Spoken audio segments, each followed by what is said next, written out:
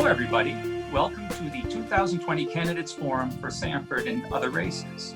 My name is Shawn Sullivan. I'm a York County Co-Star reporter and one of your moderators this evening. The other one is Tammy Wells, who you may remember from her coverage of the Sanford area during her Journal Tribune days. She is now a reporter at 2 coastal newspapers.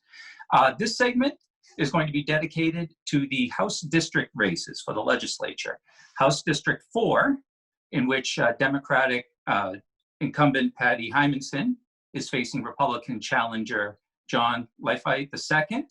Mr. Lafayette is not here this evening, but Representative Hymanson is. Then we have House District 18, in which Democrat John Tuttle and Republican Pamela Buck are running to succeed current State Representative Anne-Marie Mastracchio, who is termed out. And then thirdly, we have House District 19 with incumbent Republican Matthew Harrington and Democratic challenger Patricia Kidder. The way tonight's going to go is we're going to have 4 questions for the candidates, and they're all going to be asked together, but in order of their districts. So we're not going to hop around districts and hopefully not get everybody confused. They will rotate, but each candidate will always speak in twos, or in the case of Representative Hymanson, on her own. 4 questions. Each candidate has 90 seconds, 1 minute, 30 seconds to answer. And at the end of it all, a 2-minute statement, closing statement, that elevator pitch that they're going to make to you, the voters, in the hopes that you will vote for them. Just a note for the candidates, the way that this system is arranged, when the time is up, there's a mute button. It automatically goes to mute. So anything that you would say after that 90-second point or after the 2-minute mark would be lost. So just a little warning to keep one eye on the clock as you provide your answers. Thank you all for being here this morning. We're going to jump to the first question, which Tammy will ask. Tammy? Good afternoon.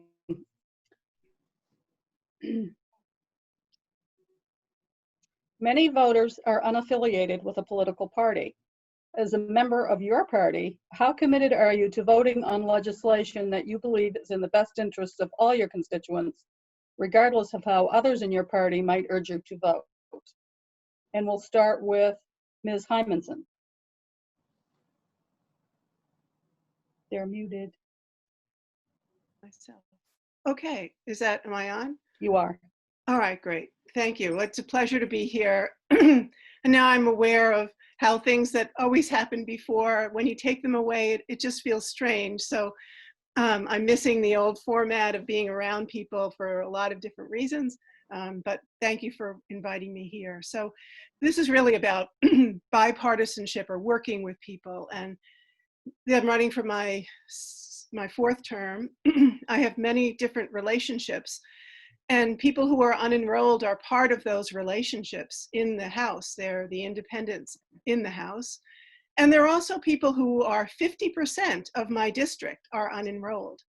And so I always start with where they are. What are their problems? When I go door to door, and I have been doing that. In fact, I've gone to hundreds of doors in Sanford over the past month, not knocking on doors, but putting my literature there and talking to people, because the title of my job is representative, and I'm there to represent them. So I always look for ways to engage that conversation and take it with me. So property tax reduction was the #1 thing I would hear going door to door. This past session, we've done 6 things in the State House that have lowered property taxes. And I got that by talking to many people who are unenrolled, the 50% in the district who are unenrolled. Thank you. We'll move on to Ms. Buck. Me? Can you repeat the question again? Certainly. Many voters are unaffiliated with a political party. As a member of your party, how committed are you to voting on legislation that you believe is in the best interest of your constituents, regardless of how others in your party might urge you to vote? Thank you. And thank you all. And thank you for allowing this forum for us to speak. I am registered under the Republican Party because I identify through certain things the political party that I'm affiliated with. But saying that, I really believe people should vote for the person, not the party. And when I go out, I also been doing door knocking, going to the transfer station and trying to meet everyone. So when I go door knocking, just like Patty mentioned, I go to every door because I want people to know who I am. So I'm here to represent the community of Sanford Springvale. I'm not here to represent just a party. So I think it's really important. And everybody that I come to, I was watching the national news, and the three things is the economy, safety, but because of COVID, and better jobs and healthcare is the third one. So everything that I'm hearing in national news is also being repeated in my own district. So again, I'm here to represent everyone, not just a political party, because we need to all communicate and be one community. Thank you. Thank you. Mr. Tuttle? Can you hear me, Tammy? Yes. I think the first thing we could do is to allow independents to vote in the primary, which most states do. The problem is Maine is one of very few states that doesn't allow independents to vote in a primary, which would disenfranchising 50% of the population of Maine. I'm running to bring civility back to the Maine legislature. I've been chairman of 5 committees, most notably the Labor Committee, one of the most partisan committees in the Maine legislature. When I was chairing, we had 100 unanimous reports. I have just as many Republican friends as I do Democrats and independents. I take people for their character and not what political party they represent. That's how I ran my committees. And if I'm fortunate enough to get elected, again, I will continue that. I also plan to run for assistant majority leader in the 130th legislature. Thank you. Thank you. Ms. Kidder?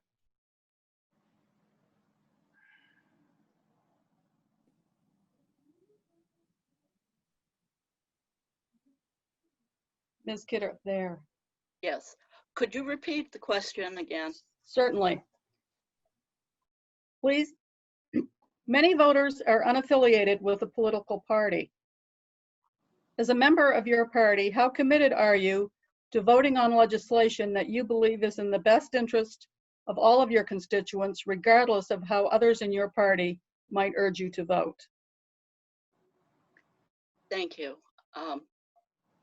For me, I would be representing everyone in my district, and I have worked across the state volunteering with other groups and working to build consensus whenever working on an issue. I feel that I need to listen to the people of Maine and to Sanford and Springvale to know what their needs are, and to build, to work on committees, because on the committees, they help you know the answers to the different problems that we all are going to face. And it allows us to get the information that we need to make informed decisions for the people of Maine. And I look forward to hearing from my future constituents. Thank you. Mr. Harrington? Hi, good evening. I think the reality is, we go through political campaign season and things get really hostile, and I think people think that things are much more political than they are. I think my experience in my 5 years in the legislature has been that we generally work together. And, I've been in the minority party for the last 5 years, but yet I was able to pass 3 bills in my last term because I've worked with Democrats and independents to get that done. So, I think I have a proven track record of co-sponsoring Democrat bills, and I have a proven track record of getting Democrat co-sponsors and independent co-sponsors on bills that I've submitted. Thank you very much. Shawn? Okay, question number 2. Actually, before I ask it, just to let people know, these questions were devised by Tammy and myself based on just our coverage of the area, but also we asked the public for some questions for an idea of what they would like to have covered this evening. So question number 2. We actually asked this during the previous segment for the county commissioner candidates and are adapting it for you at the state level. Please give us your assessment of how the state has handled the COVID-19 pandemic and explain what you would do as a legislator to address the situation in terms of both the economy and public health and safety. And let's see, first up is Mr. Tuttle, House District candidate of 18. Mr. Tuttle? Can you hear me, Shawn? I sure can.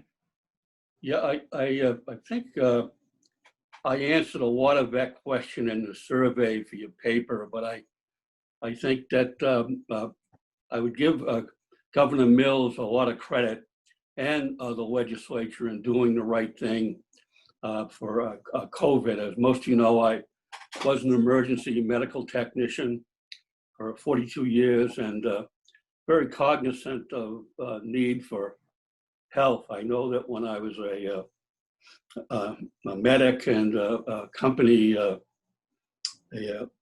section commander, I always told my troops that you had to take care of your own safety before you could take care of anything else. If I'm fortunate enough to get elected again, I'd like to have a meeting, set up a committee on COVID so that the legislature as a whole, because Maine faces an $883 million revenue shortfall.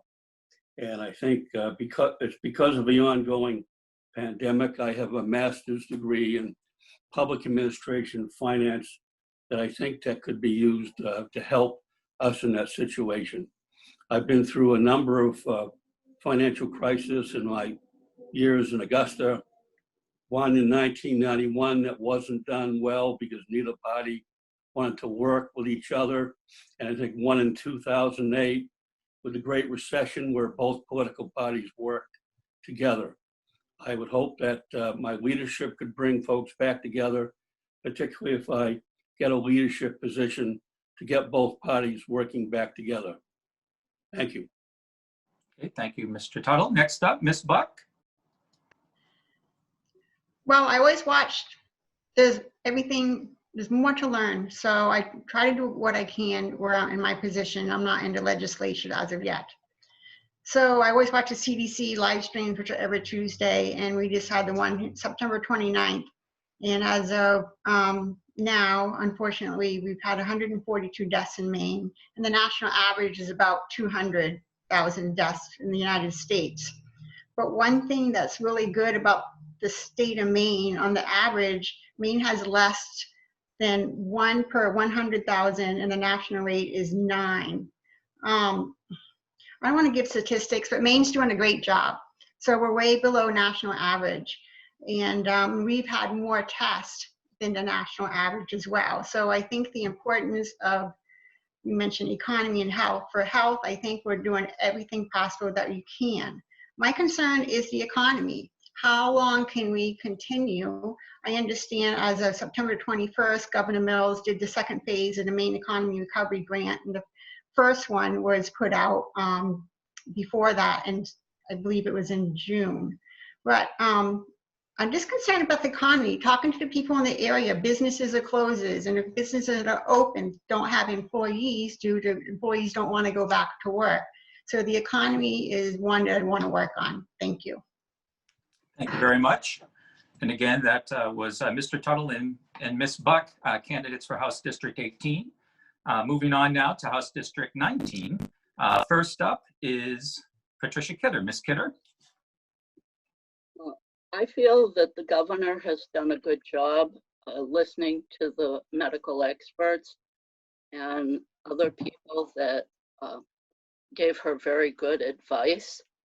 And I think that we do need to reopen the state, but we have to also pay attention to our region, especially because of the new current outbreak.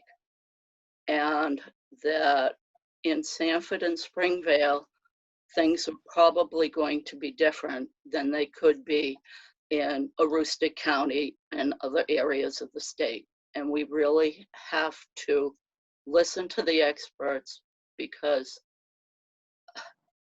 really and truly, none of us have been through this before. It's scary, and I know businesses are hurting and we have to reopen them, but we have to do it safely. We have to take care of our people and the people that they come in contact with. It's the only way we can stop the virus. We need to wear our masks. We need to social distance in Sanford and Springvale, whether we like it or not. Thank you, Ms. Kidder. Also in House District 19, Mr. Harrington. Hi, great question. When we adjourned back in March, we passed a $73 million COVID package, and we gave Governor Mills an enormous amount of authority during this time. I certainly didn't think back in March that was going to be the last time I would have a chance to vote on any of the initiatives that she has brought forward. I think what we've done to this economy is far worse than the virus itself. We got new information coming in that we've lost over 4,000 hotel jobs in the state of Maine just this summer. Nearly half of our hotels are at risk of closing. Our state's facing a $1.4 billion shortfall from what's going on. So I think we really need to focus on the economy, and obviously we can do that safely. People need to wear masks and socially distance, but I think at this point, Maine needs to transition to fixing our economy. Thank you, Mr. Harrington. Moving on to House District 4, Ms. Hymanson. Thank you. This has been quite a time, and it's affected everyone so deeply. When we first broke from the legislature, on a weekly basis, I would ride around the districts just to see how people were getting along and what issues they had. And it's gone through a lot of different phases.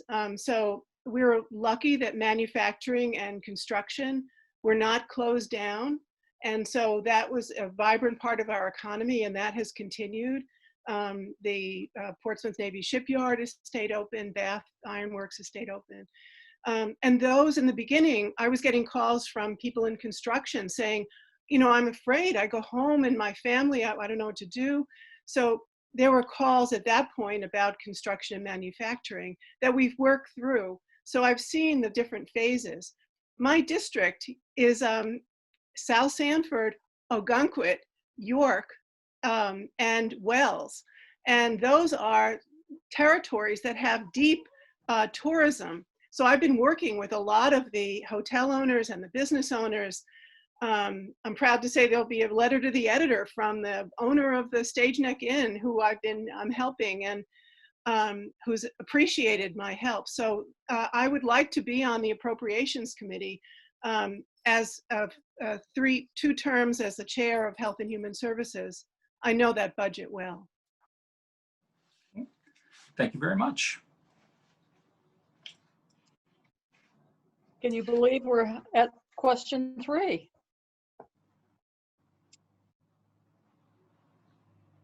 And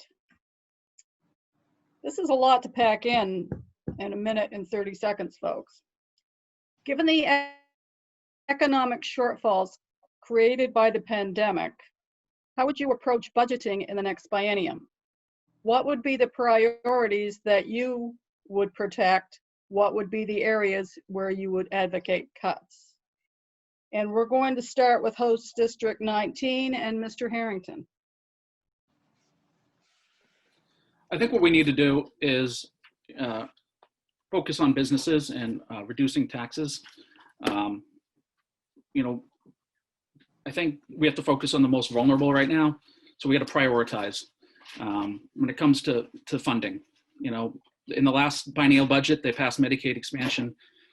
Democrats passed Medicaid expansion with no sustainable funding mechanism. So with that, hundreds of millions of dollars looming, which was paid for with one-time money, we're gonna have to look at prioritizing that money, and I think it should be going to the most vulnerable, the elderly, the developmentally disabled. But the reality is Medicaid expansion went to able-bodied, childless adults, male adults. And so I think focusing on that is probably one of the biggest things. But I mean, I think we just have to look at the almost $1 billion of funding that was passed that there was no money for. So, you know, Republicans tend to get a bad rap because we don't vote for every single piece of legislation that feels good. But the reality is there's $1 billion of bills that were funded that are sitting on the appropriations table right now that there's no money for. And so I think just prioritizing where we spend that money. Thank you very much. Ms. Kidder. Ms. Kidder. Yes. To me, I think we need to learn the lessons from a previous, the Great Recession in '08, where our state cut programs that went to help low-income people. And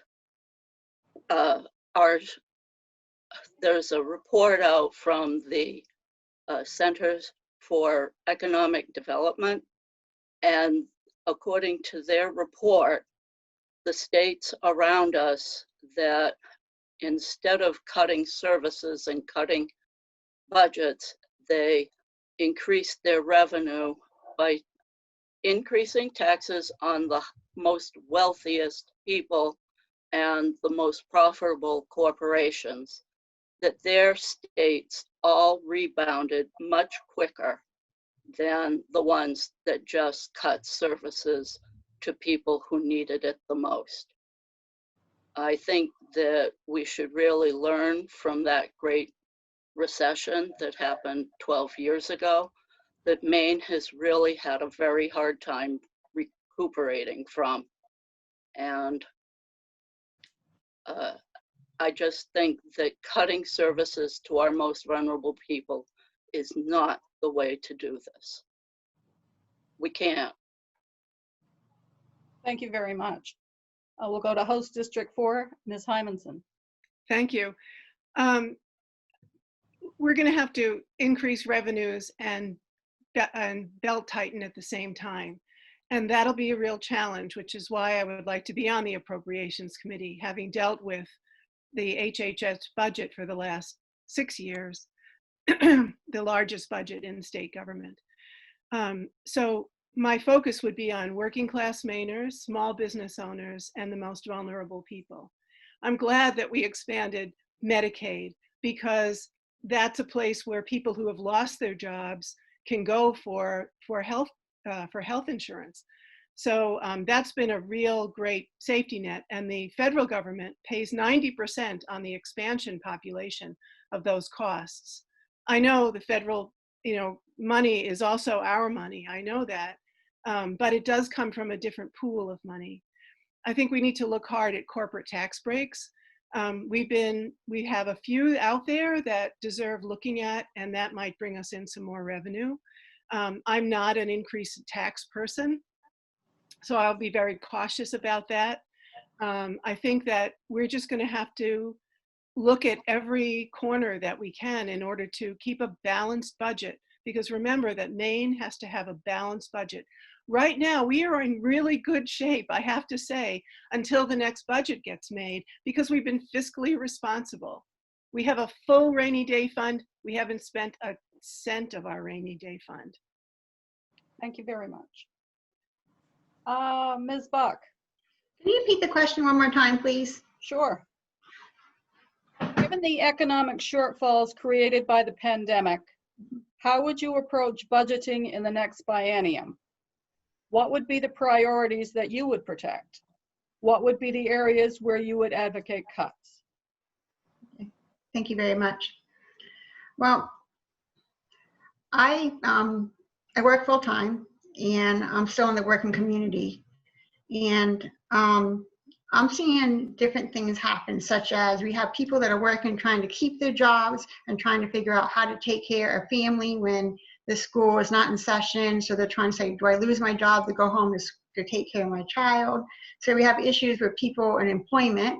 You have people not going back to work because there's an unemployment, an added element to unemployment. So they're making more money staying at home. And then you have businesses that don't have employees because of that element as well. So COVID has created a very diverse complication. And everybody seems to be talking about like Medicare. Of course, we should take care. In a perfect world, we need to take care. But and I understand Medicaid's been expanded, but what I understand from everything, it's not sustainable as it sits. And as Matt mentioned, we need to prioritize the list of the people that really need it. But again, we need to take care of our small businesses. We need to take care of our families. And I just think, if anything, what can we do differently? I hope we have people representing our community that both know how to listen and communicate, because we're really going to have to work together. And that's why I hope you vote people that can do that. Thank you. Thank you. And Mr. Tuttle? Can you hear me, Tammy? I can hear you. Probably too good, right? I'm not going there.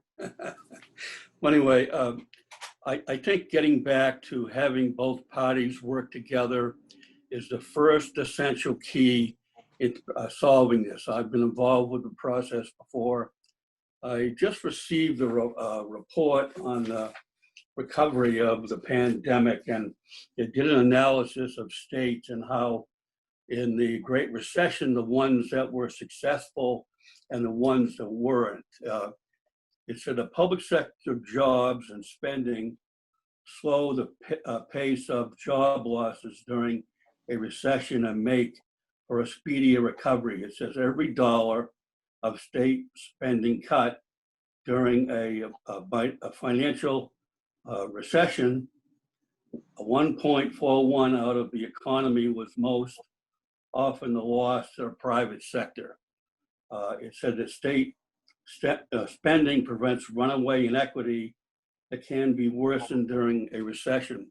During the last decade, I've seen many of the tax changes. I was a member of the taxation committee a number of times in the legislature. And I found that there were, unfortunately, a lot of the financial changes have advanced to the 1% in this country, which. Oh, sorry about that, Mr. Tuttle. The mute has been activated. Evidently, the 1 minute and 30-second mark has passed. So we're going to move on to question number 4. Okay, question number 4. We're going to give you a chance to toot your own horn, but also to look into the mirror. What is your best quality that will serve your constituents well?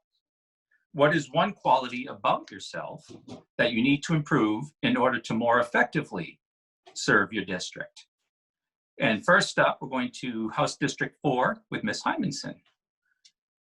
Oh, thank you. My best quality is that I listen. Wherever I am, it's not me first. I take in whatever I'm hearing, I process it, and I come out with something. But I take people where they are. I don't impose anything in the conversation. I take them where they are, and I don't agree with everything that they say, but I start with that, and then we have a dialogue. So I'm good at relationship building. I think that came from my many years in medicine. I'm a physician, and I had a private practice for 20-something years in the area, and I learned that that's the best way to handle problems and find solutions. So what can I improve? Oh no, I should come up with something. You know, when I check off the things I do, I really try as I move along to improve my quality. You know, in business, there's continuous quality improvement.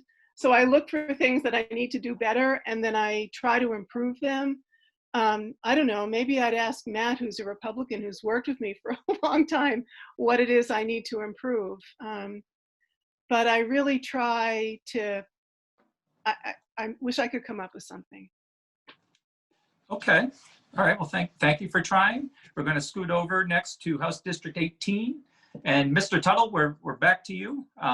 And the question is now yours. Okay, unmute, Shawn. I promise not to go on as long as the last question. But I guess my strongest point is I think I've had a lifetime of public service for the people of Sanford Springville, whether it's been in the U.S. Army as a Maine legislature of 28 years, a Sanford selectman of 10. I've served on the city council for 5 years, been a member of the Elks Club for 43 and the Knights of Columbus for 41, also a Freemason. It's been my fortune to be married to my wife, Ann Tuttle, for 26 years. I have one daughter, Megan, and a grandson, Sullivan. I feel blessed. And I think something that I probably, my worst quality, I think something I need to improve is I need to be a better husband, a father, and a grandfather. Thank you. Okay. Well, thank you, Mr. Tuttle. Staying in House District 18 for one moment longer. Ms. Buck. 30 seconds longer. I'm teasing. Okay. One of the things I've always done is I've always been a lifetime learner. Even though I finished school sometime in the 80s, I went back to school, and my daughter finished school in 2013 and went and received my master's in business administration. I'm so glad I did it then, because so much has changed since I first completed school. So I'm a lifetime learner, and I find that I'm very adaptable and to any place or any type of job that I've taken. But one thing I learned, if nothing else, from the education I received, that people communicate a different way, and we need to adapt and learn how other people communicate so they can be heard and we can both communicate. I also know that I really feel I'm a good listener, and most of all, I'm really compassionate about helping other people. And I also am very compassionate for other people to become their very best. So back to the negative thing, before my 30 seconds are done, is my negative thing is hard for me to say no. If someone needs help, I'm going to go, even if I don't know the answer, I'm going to find the answer for them and make sure that I can help other people. So it's hard for me to say no when someone needs help, or somebody wants me on a committee. It's like I say yes, and sometimes I overdo myself. Thank you. Okay. Thank you, Ms. Buck. And then over to House District 19. First up, Ms. Kidder, your answer, please. I feel my strong suit is listening as well, and also building a coalition of people working together for a common goal. And I have been volunteering in the state, working just like that on the outside of the legislature, and working toward bringing issues up to the legislature that the state people want to have dealt with. And my weakness, I think, is that I have a tendency to ramble on and talk too much. So I'm going to try not to do that. And as I said, listen. And I also am very good at persevering, meaning that I really and truly keep working for something until the job is done. And I'm not afraid of hard work. Thank you. And for this last horn tooting and look in the mirror, Mr. Harrington in House District 19. Mr. Harrington. I think one of my biggest strengths is, as a police officer of 13 years, is that I'm a problem solver. We regularly get put in situations that are very difficult and very hostile, and I've kind of brought that to Augusta. And as I've said, I spent 5 years in the minority party, So trying to get anything done requires a lot of problem solving and working across the aisle. One thing I would say is on a negative, because of my crazy hours with police work, I can improve my responsiveness to constituents. Sometimes it takes me a little while to get back to people. That's just because of my crazy hours. And, sometimes if I'm getting home late at night, it's not going to be a responsible time to call back somebody. And then I'm, up early the next day and whatever. But I think that would be the biggest thing that I could improve on. Thank you. Thank you, everybody, for sharing with us your strengths and for your candor in the things that you would like to work on to better serve the constituents of your districts. We are going to move on now to the final statements, the closing statements. 2 minutes each of you get. And we are going to start with Ms. Buck from House District 18 race. Well, I'm here to I'm seeking my district's vote, District 18's vote for November 3rd. I really feel I am a new vision and voice for Sanford, Springvale. I really feel right now everything is such a great division. And I really feel our community needs someone that can represent them, they can be listened to and speak for all the families, for all of our workers and all of our business owners. So I live here in Maine. I want to continue to stay here in Maine. I'd like to retire in Maine. I wish my daughters lived in Maine, but we don't have the jobs that they need to keep them here. I want to be able to basically preserve Maine's cherished way of life. So all my life experiences, my hard work, and I have strong ethics, and I have a lot of energy. Maybe I don't look like it right now, but I do have a lot of energy. And I just want to be your vote in Augusta. I have been going to doors, knocking on doors, talking to everyone. I've been, since this COVID epidemic, I have not missed a day of work because of my place of business. It's open 24 hours a day at a homeless shelter.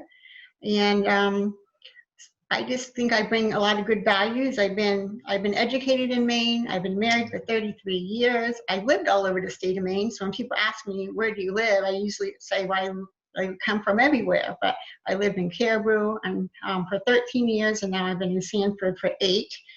So like I said, not only the issues that everybody else has, I can relate to. I'm still in the workforce. And I understand the issues of property taxes, better health insurance, and better paying jobs. And I just want to say I'll vote. I will vote and work on supporting the community in which I live. Thank you for your time. Thank you, Ms. Buck. Next up, also in House District 18, Mr. Tuttle. Thank you, Shawn. Sanford has been my home my whole life. It is a close-knit community where we care about our neighbors and our friends. Now more than ever, we must look out for each other to ensure we all stay safe and healthy. My parents taught me to be honest and humble, and I believe we could use more of that in Augusta these days. In the U.S. Army, as an EMT, and as an elected official, I have always tried to level the playing field for regular people. When it comes to the issues, I always listen to both sides. My door will always be open. We have big problems to solve, and they won't all be solved immediately. I'll keep working to make it easier for Sanford, Springvale families to get ahead. My priorities will be to continue my support for the Sanford Regional Airport, expand access to high-speed internet, create green jobs and move Maine towards renewable power, get the state to pay 55% of local education costs as they promised many years ago, and the people voted on it years ago. And finally, we must reduce the cost of healthcare, starting with prescription drugs. In closing, I spent the greater part of my life in public service to this community. Had I the first part of my life to relive, I'd do it all again. So be subtle or vote Tuttle on November 3rd. And may God bless the people of Sanford's East Side, all the citizens of Sanford Springville. Thank you and good night. Thank you, Mr. Tuttle. Okay, we're going to move on to House District 19 next. And Mr. Harrington, you're up. Hi. It's been an honor serving the people of Sanford and Springvale for the last 5 years. I hope that I can earn your support again for a fourth and final term. You know, this state's in a very tough, precarious situation right now. The next biennial budget is going to make or break the state in a lot of ways.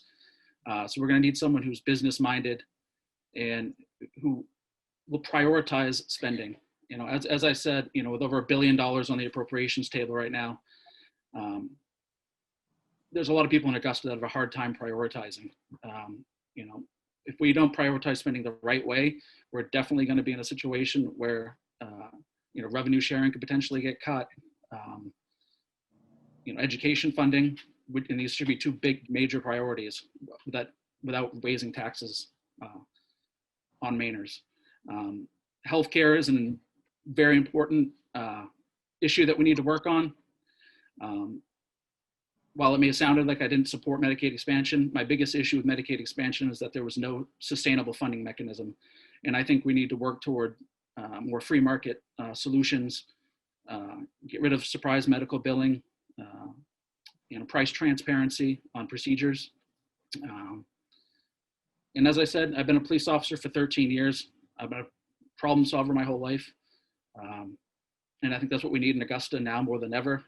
I think we look across this country, and I think we need someone with a law and order mentality in this state right now. Thank you. Have a good night. Thank you to Mr. Harrington. Staying in House District 19, Ms. Kidder. I feel we need to build a better Maine, and it needs to work for everyone. And I feel that one thing we can do is to replace CMP with a consumer-owned utility and keep the profits from CMP in the state of Maine and reinvest them in making sure that our grid is safe. And I have been supporting the Renew New England group. They have come up with a plan that would put green jobs, full living wage jobs in Maine and New England, and would help us reduce our greenhouse emission gases that we have put in the legislature, that we need to reduce them by 2050. And I think that we need to continue expanding access to affordable health care. And there is a committee that has been working on figuring out exactly how to do that. I think we need to support them.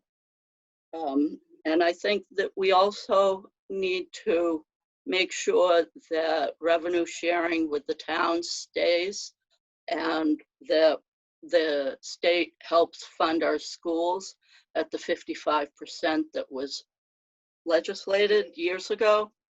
And I know it's going to be a very tough budget battle.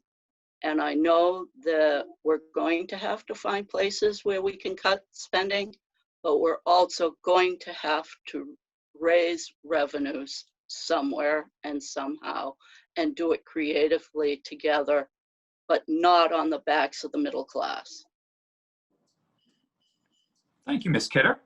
And we're going to end in House District 4 with Ms. Hymanson. Thank you.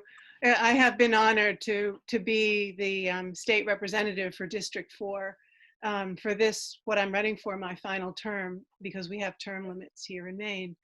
And I've learned so much, and I've brought a lot of things in my life up to the legislature. So I've lived in this district for 35 years. I've raised 3 kids. I'm a physician. I've had a private practice here. I've owned a business. I've employed people. I've owned real estate. So I bring a lot of that kind of knowledge to the legislature. As well, I've been on a lot of boards. I was chairman of the Board of Trustees at Portsmouth Hospital just until recently. So I've seen a lot about businesses and healthcare processes, and I bring that knowledge with me. I've also been the House Chair of the Health and Human Services Committee for the last 4 years, looking at and overseeing the budget portion of the largest part of the budget in Maine. So I would like to be on the Appropriations Committee. I think I bring a lot of knowledge with me, and we need experienced leaders at this time when we have so many different challenges. So I would be honored to be part of the 130th legislature, and I hope that I get people's vote, because I hope that they understand that I represent them. I'm up in Augusta Monday through Friday. I'm home on the weekends. So I really do give my all to this position, and I hope people see that. I hope they see that I reflect their values, and that I'm open and that I listen. Excellent. Thank you very much. And that closes this segment, in which we have focused on 3 Maine House district races. I want to thank all of you, the 5 of you, for coming out this evening. It's a new format, the Zoom format, and I thank you for taking part in it and giving it a try. Perhaps next year we'll be meeting back at Sanford City Hall for the next forum. And basically, I'd like to thank a few people first. First of all, I would like to thank Brett Williams, if I may roll some credits here. He's our audio engineer. He's also the Sanford Performing Arts Center director. Sarah Schnell, WSSR manager, is helping us also with this recording. Paul O'Shea, local historian and Sanford High School history teacher, is keeping the trains going on time. And last but definitely not least, City Councilor Ann Hanselman, who has organized this whole thing, put this team together, and worked very hard to make today happen. Thank you very much, all of you. And again, to bring it back to the candidates, thank you so much for your time. And voters, don't forget, Tuesday, November 3 is the big day. Thank you very much for tuning in. Thank you very much. You're welcome. Thank you. Thank you. Thank you. Thank you.